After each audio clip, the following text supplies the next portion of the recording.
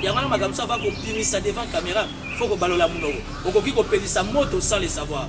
On le que j'étais là, j'assume. Si on a minute bazo bengi sayo, assumer ma kamolobaki, tanga komba tobaki. Vous pensez que les opposants entre parenthèses. Bako ça la réunion ya koboma baki. Ba ça on a c'est pas en plein centre-ville. C'est pas ça voisin et affaires étrangères. Affaires étrangères institutions à l'État. Ma soda bazar. King Centre Batongi et pas Nicolas Tazad. Ma policier bazar. Vous avez les palais de justice. Vous avez à deux pas la présidence de la République. Deux opposants, vous se réunir à 0 pas de la présidence de la République pour passer la réunion comment pour ma population. Et ça manque à maturité. Ayebi singa ina assistant langa. Alobi awa bato bakenda congé na CEPAS. Aucun bureau ya CEPAS ezago. C'était le 2 janvier. Entre le 2 ou le 3 janvier, j'étais avec mon assistant Azana Katia Groupa. Alobi jamais awa mutu azo fonctionné. Vous savez, moi je respecte beaucoup la presse. Moi je respecte beaucoup les corps des médias. N'a pas l'effort, n'a la sagesse, n'a maturité pour répondre à la question. N'a parmi les jeunes, il y a Mboka Oyo. On a fréquenté tous les décideurs. En commençant par les décideurs sécuritaires. Ce qui veut dire que Naza informé. Si tu estimes au conditionnel que vous avez un service, vous avez bien informé. Il y a des canaux par excellence. Moi, j'ai fait la politique. Je suis dans les milieux des Nations Unies. Je suis dans les milieux d'accords diplomatiques. On reçoit information dans toute sa fraîcheur. Je suis quelqu'un qui communique. Moi, je ne suis pas journaliste. Je suis leader d'opinion, analyste et politique. Je suis un grand influenceur. Si on a lobby, on a téléphone, si on a salle vidéo, mais il faut éviter d'ouvrir la boîte à Pandore. Na respecter la simba à Congo. Na respecter la simba à Cric.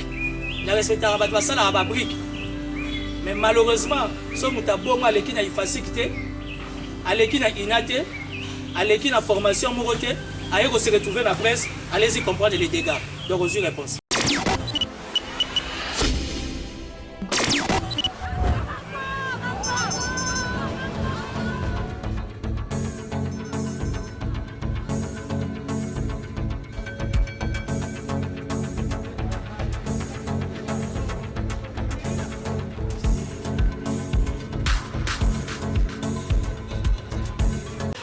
Cette structure avait déjà commencé à soutenir le chef de l'État depuis la campagne électorale pour sa réélection. Et aujourd'hui, c'est le tout premier point de presse allant dans le sens où nous devons annoncer officiellement que la jeunesse est derrière le chef de l'État. Comme vous le savez, c'est à 90% de la jeunesse qui a voté le chef de l'État pour qu'il soit réélu président de la République en République démocratique du Congo. Sur ce, l'initiateur s'appelle Timothée Lenoir Efika, que vous connaissez.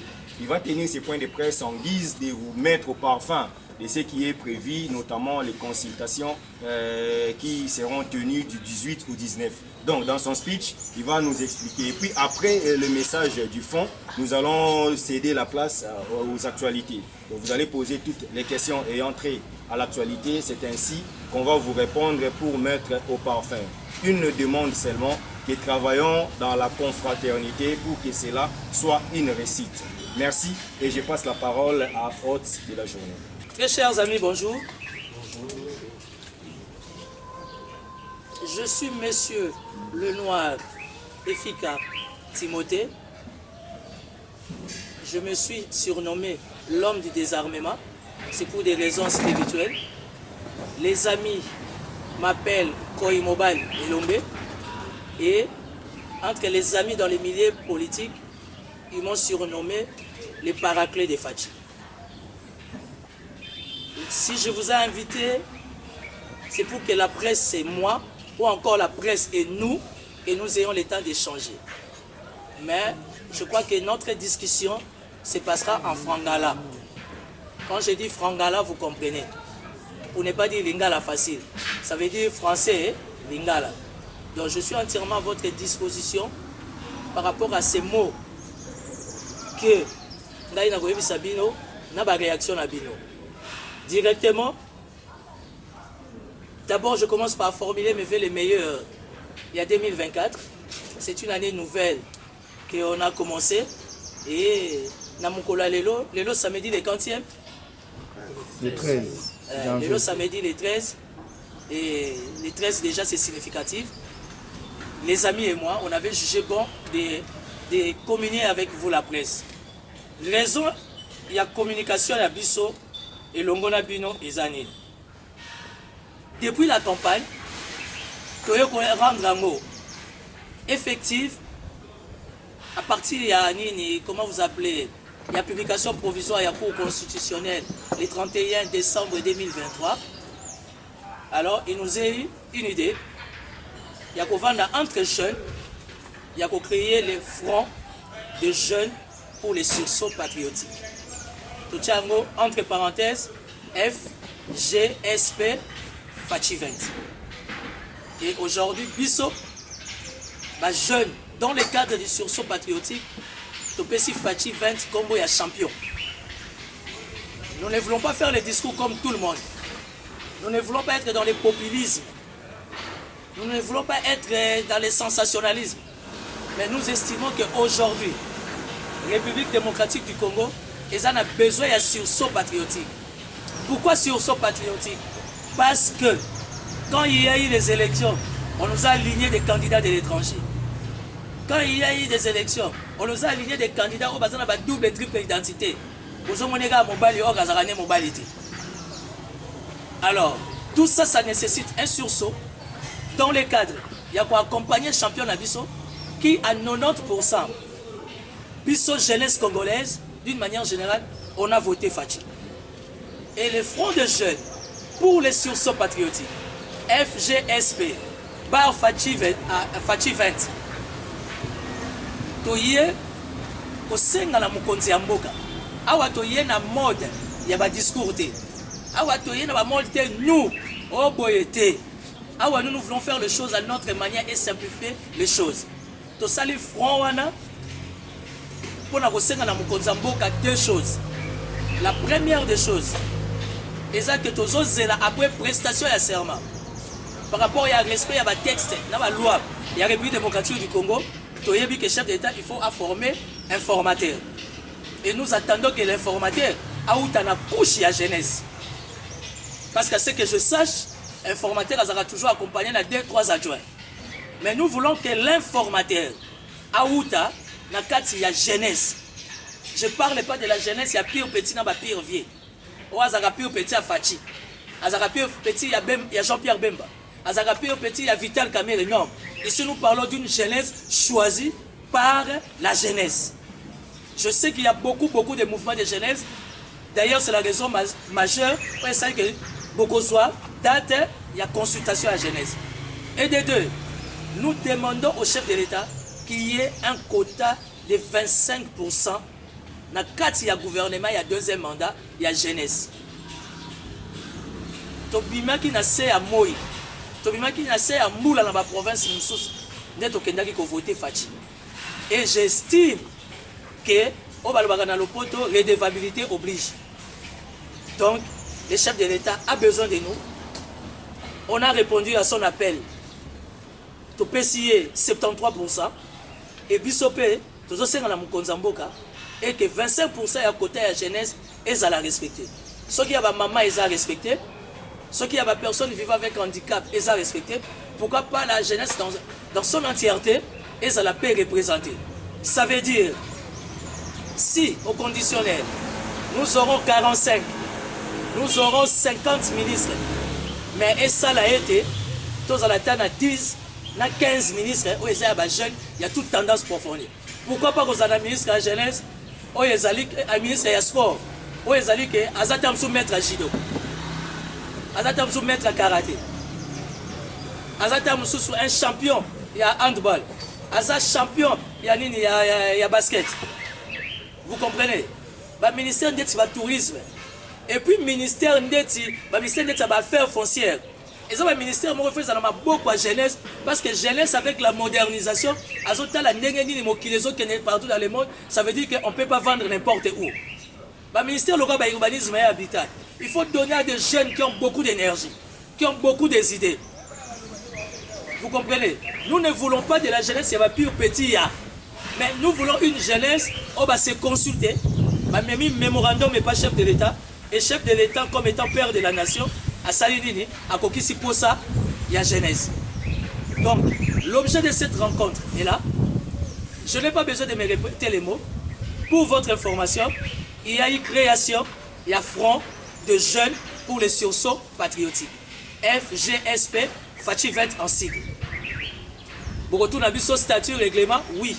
Nous avons déjà un corps juridique qui travaille sur ça. Nous avons déjà un corps administratif au bazar c'est la juridique, c'est ça, pour côté de la légalisation. Mais ton côté là, mon esprit à jeunesse, tu as déjà pour s'annoncer que tu as ça. Nous avons que tu as ça. Ma service à sécurité, que tu as ça. Politique à la République démocratique du Congo, il y a des jeunes bazar. Tu y es, et tu y es, et tu y es. Tu as pour un champion la biso. Je vais chuter. Fachi a besoin des idées. Fachi champion a besoin des hommes.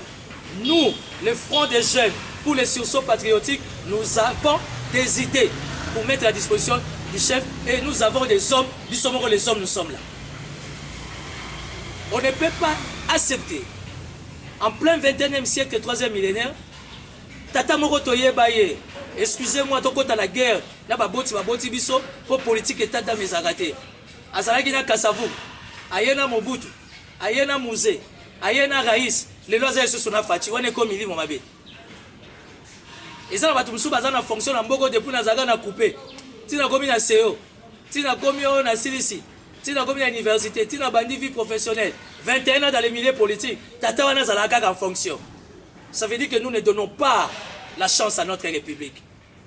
Étant un État démocratique, au nom de la démocratie, il est permis aussi qu'aujourd'hui, la voix de la jeunesse est madame.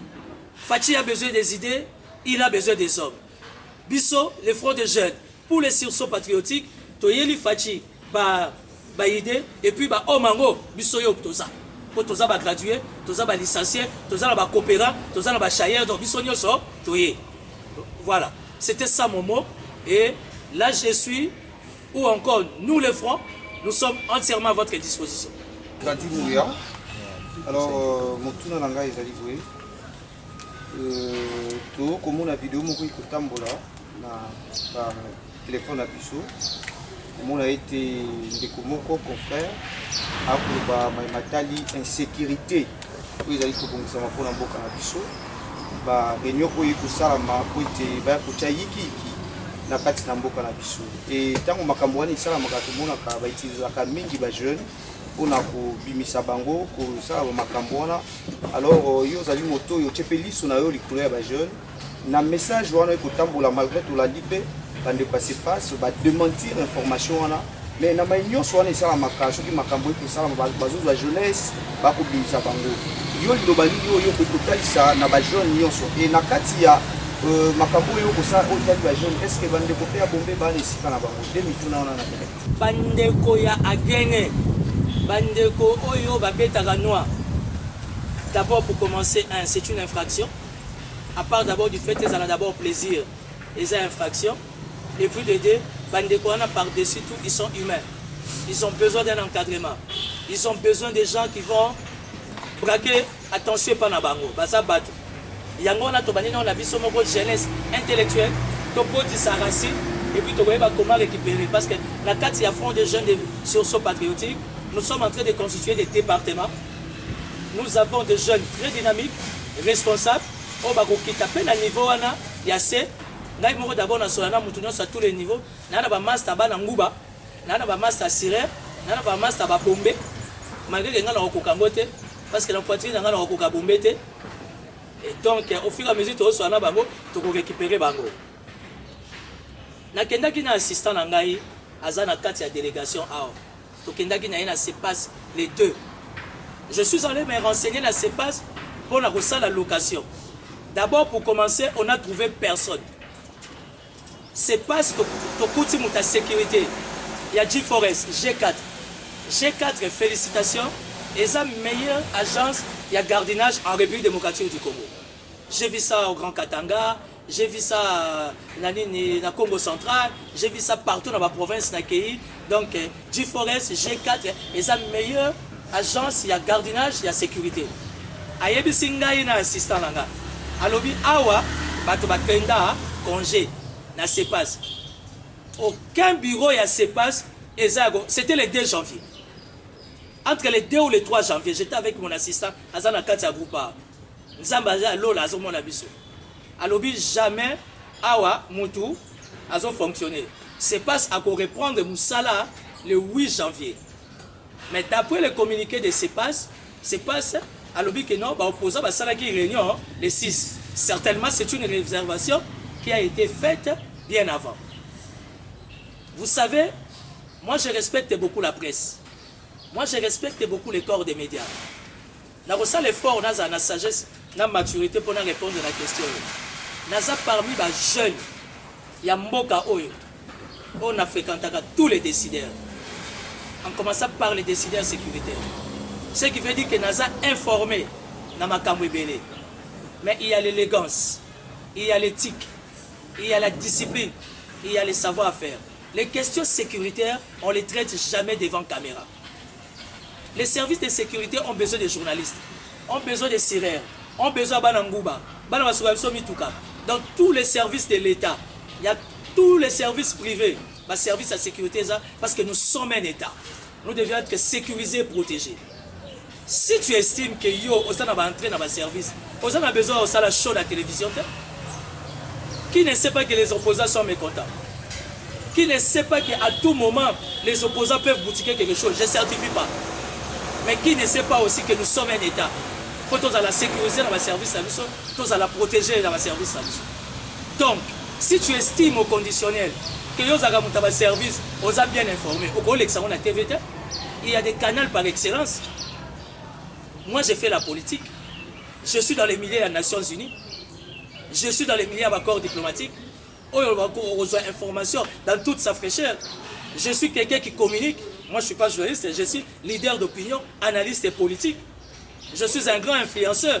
Si on a lobby, on a téléphone, si on a salle vidéo, mais il faut éviter d'ouvrir la boîte à Pandore. Au Kobi Samagamsou, la TV, les lots, c'est pas ça peut se communiquer là. C'est pas si c'est les catholiques. Nous ne voulons pas mettre les pouvoirs en guerre avec les catholiques. Non. Toleki déjà est à Pouana. Catholique, je suis chrétien catholique. Quel que soit le Ronagogolata. Nazara Ramote. Ouais. Mais dans l'église, j'ai 3 pasteurs, malgré que je suis catholique, on va prier à Ponanga. Pasteur Tamboruko. Pasteur Sonine depuis le nord, tu sois un téléphone, Pasteur Sonic a foutu à bien dans WhatsApp. Il me pose des questions, je réponds. Plusieurs fois, il dit Pasteur Sonic a foutu à Yambanga. Au bon de la Ponanga, il y a mon gars qui a raté. Mbogele. Pasteur Assemble la Ponanga, Pasteur Tamboruko. Pasteur Ami Pala, Assemble la Ponanga, c'est le pasteur Walesa. Malgré que je suis chrétien catholique. J'ai le privilège de reconnaître que il y a Kabundu Walesa. Encore un motami sur ma case. Tant qu'on a eu la fouca, il y a une bénédiction, il y a une moi loco. Pasteur a mis ça ensemble la pour Timothée le Nord c'est le général Christian Chiwolo. Bolanda qui chef d'état-major général était sous Canada. Soka Cholo Boko, Zaki dit beaucoup. Mais souvent avantage à l'Énois, sur le Boko, on y a tiré les pambos, il faut y a TP Carbira, et Tambola Boko. Donc, ça veut dire que quand je cite les noms, vous comprenez déjà à quel niveau je peux avoir des vraies informations. Mais je ne peux pas les dire devant caméra. Tout ça, le souci d'intégrité territoriale. Chef de l'État, lobby, tout ça qui est en campagne, tout ça qui est en élection. Mais nous avons un souci, il y a un Est. Biso auto ngara Congo, faut tous un souci avant de la biso Est. Il y a un magam ça va pour ça devant caméra, faut que balola munogo. Okoki ko pelisa moto sans le savoir. On le baké j'étais là, j'assume. Si on a milité bazo bengisa yo, assumer makambo baki, tanga ba komba to baki. Vous pensez que les opposants entre parenthèses bako ça la réunion ya koboma baki. Ba ça on a c'est pas en plein centre-ville, c'est pas ça voisin et affaires étrangères. Affaires étrangères institution à l'État, ba soda bazar. King Centre Batongi et pas Nicolas Tazad, ba policier bazar. Vous avez le palais de justice, vous avez à 2 pas la présidence de la République. Des opposants, ba koya ko se réunir à 0 pas de la présidence de la République. Pour ça la réunion, comment ma population. Et ça manque à maturité. Et ça manque à professionnalisme. Il ne faut pas mélanger les genres. Na respectera batu basimbaka Congo. Na respectera batu basimbaka Bakrik. Na respectera batu basala ba brique. Mais malheureusement, ce muta bongo aleki na ifacilité, aleki na inate, aleki na formation moroté, aye se retrouver la presse, allez-y comprendre les dégâts. Donc aux réponse. Mais jeunesse au bazar toujours manipulé. Message moro non, justement, la jeunesse congolaise a toujours été manipulée. Tu as tout à fait raison. Les amis, aujourd'hui, nous disons non. Nous avons 50 ans. Nous avons 45. Nous avons 50 ans. Thomas Sankara, il était leader à quel âge? Martin Luther King, il était leader à quel âge? Malcolm X a mené son combat. Lumumba était premier ministre à quel âge? Aujourd'hui, en France, il y a un premier ministre qui a 34 ans, qui a 36 ans. On peut dire tout ce qu'on peut dire, il est homo, bref, c'est sa vie privée. Mais nous, on a déjà plus de 40 ans. Ça veut dire qu'on peut changer les choses. Moi, j'ai fait un rêve. Et que Fatih a fléchi la demande de la jeunesse. Moi, j'ai fait un rêve. Comme Martin Luther King. On retrouve 7 à 10 ministres. Bah, outil de la jeunesse nulle part. Au mot qu'il est évité, bah, il peut rebooster les choses. Et c'est faisable. Voilà. Pour le mot qu'on va banda, c'est dévoilé. Pour lui, Penzani nous a dit que si vous avez vu la casquette, vous mettez le nom à Baïdio. Jeune, oh là, ça la PS à mener à vieux délai. Sauf que vite au temps, tu montais le noir avec Vital Kamel, tu montais le noir avec Ngobila. Dernièrement, Ben Saïs, on a point de presse, mon roya Bakino. Au juste, tu montais le noir de Toyeba. Peut-être que Mangosa n'est pas vieux. On comprend que tu as un film. Tu as un lobby, tu crées un lobby. Tu fais le lobby. Vous avez fait un lobby après publication un peu professionnelle pour que le modèle limite. Pour que le modèle limite à PCC, est-ce que jeunesse ou les obéissent? Vous avez une jeunesse ou une jeune comprenez dans la carte. Est-ce que vous avez une carte qui a le conseil de jeunesse ou bien? Merci beaucoup, Madame Rachou. Le mouvement Nyonso ou encore conseil à jeunesse, j'estime, avec initiative, il y a Front des jeunes pour les sursauts patriotiques, ils peuvent venir vers nous. Ils peuvent venir vers nous. Parce que le rassemblement de jeunes ou politiciens. Or, tu ne peux pas être hors jeu ou se retrouver dans 4 AG. Parce que dans notre niveau, il y a déjà un département qui travaille sur ça. Dans 4 organisations, pour la taper en contact, dans le mouvement sur les jeunes reconnu au niveau de la République.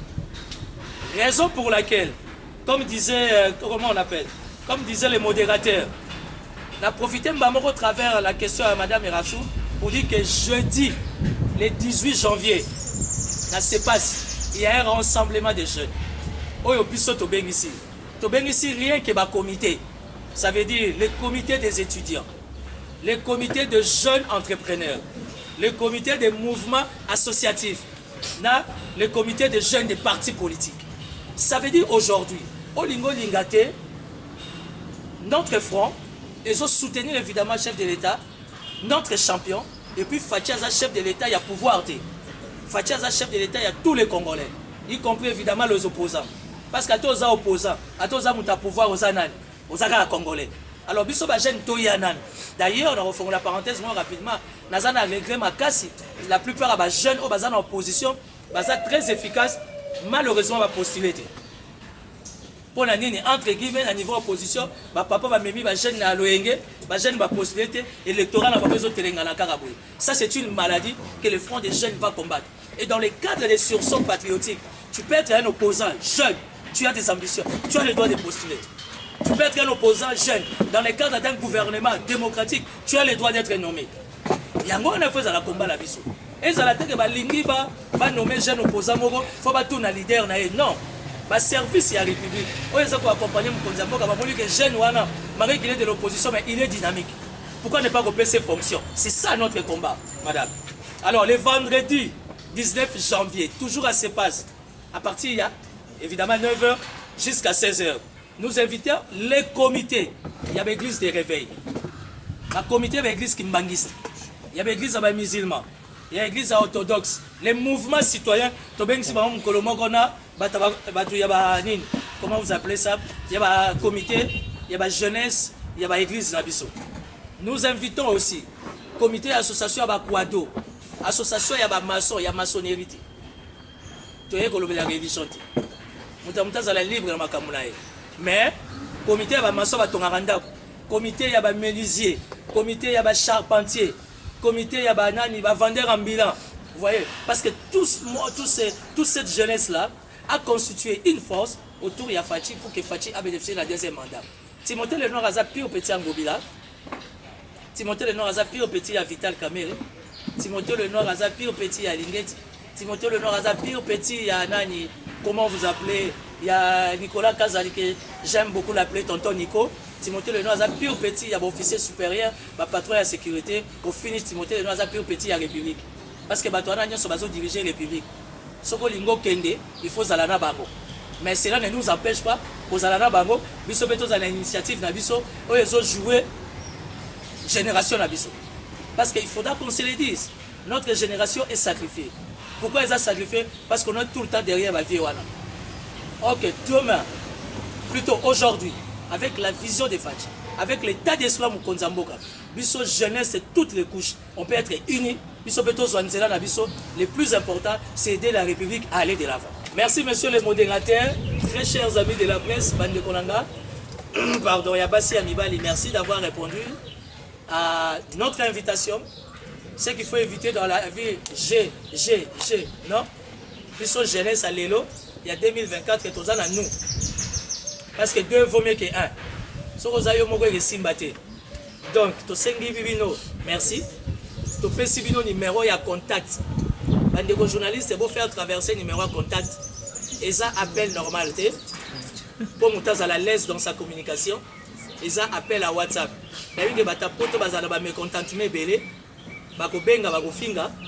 Gloire à Dieu.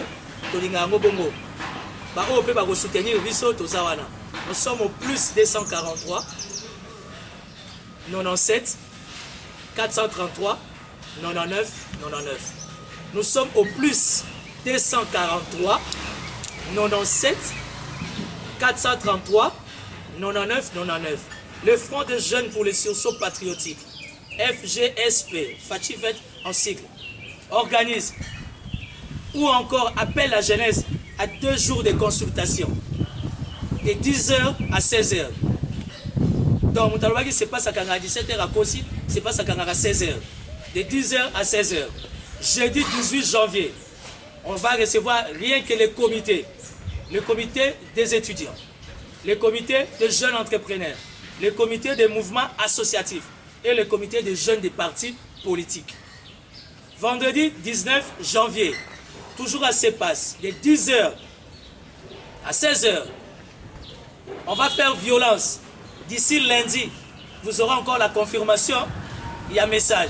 S'il y a un changement, on a les moyens de bord pour se démerder, en fait, d'en faire encore une large diffusion pour qu'il y ait modification à programme. Mais quant à ça, les programmes ne changent pas. Vendredi 19 janvier, toujours à CEPAS, nous invitons le comité de jeunes des églises de réveil, l'église des musulmans, l'église des kimbangistes, le quado, les menuisiers, les maçons, les vendeurs ambulants, les églises des noirs, l'église orthodoxe et les mouvements citoyens. Nous n'avons pas voulu que les mouvements citoyens n'aient pas parti politique au Koutano. Pour que il y a un mouvement citoyen qui vendredi, les jeunes n'ont pas parti politique qui jeudi. Et tout ça, c'était un comité de 5 au besoin. Ceux qui vont plus, tant mieux. Mais 5, et que ça la vie soit bien, pour te vendre ensemble, que nous ayons le temps d'échanger, d'entrer encore en profondeur, parce que tout ne se dit pas devant la caméra, au nom de la maturité et au nom du professionnalisme. Seuls les amateurs disent tout devant la caméra. Mais les professionnels, ne le jamais sur la caméra.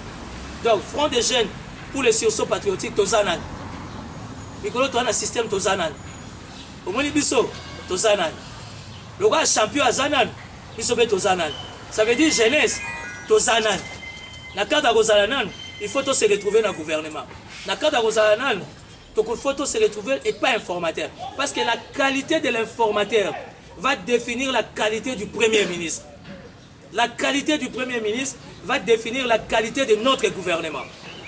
Et je remercie, nous remercions le ciel, parce que les champions Fatih 20, à l'objet le compteur est à 0. Ça veut dire rien n'est acquis pour la moto. Tout peut arriver à tout le monde. Le plus important, c'est la République. Hein? Autrement dit, la République. Donc, merci beaucoup pour votre invitation. Ndege vous répondre. Je vais finir avec les numéros. Plus 243, plus 243, 97, 433, 99, 99. Bandeko Momoni Tovani na Babawa, besoin image, il y a gros plan. C'est le comité restreint provisoire. Je précise, c'est le comité restreint provisoire. Ça veut dire un leader vrai, un leader mature, qui n'aura jamais émoko. Il sera toujours accompagné par un leader moussous. Il y a un équilibre, les maman peut bazali. Donc on les a samedi, nous appelons maman à Mabala, mais il va s'excuser, il va quitter papa na bana. Mais nous sommes une forte petite équipe restreinte, bisoye. Monsieur Balobi Baza Batakundelung, Balobi Foza à l'ombre. Donc, le Front de jeunes pour les sursaut patriotiques, ce n'est pas seulement pour Kinshasa, c'est pour toutes les provinces. Dans 426 provinces. Gloire à Dieu, les amis de la diaspora se sont déjà manifestés. Donc, être aussi de sa consultation, de déposer le mémorandum de la présidence, on va organiser encore un autre point de presse pour que Sabino peut contact, il y a Batonabiso, il y a diaspora. Il y a la France, Belgique, États-Unis, Afrique du Sud, Allemagne, parce que les sursauts patriotiques, c'est ça la clé. Il y a la République démocratique du Congo. Ça veut dire que tu bats la mbouka. Tu bats la bas tout. Tu mets un mouvement. Tu as mis l'article 64. Félicitations aux droits. Mais ayana on a pas naé. Donc tu dis bana X Y vas naé. Biso beto ko yebsa bana biso bon. Les intérêts mboka to sa nini. Au nom de la jeunesse to bima. Mais tant que tu dis bana yote article 64, tu peux garder ça dans ton armoire ou dans ta poche. Merci. Voilà. Merci.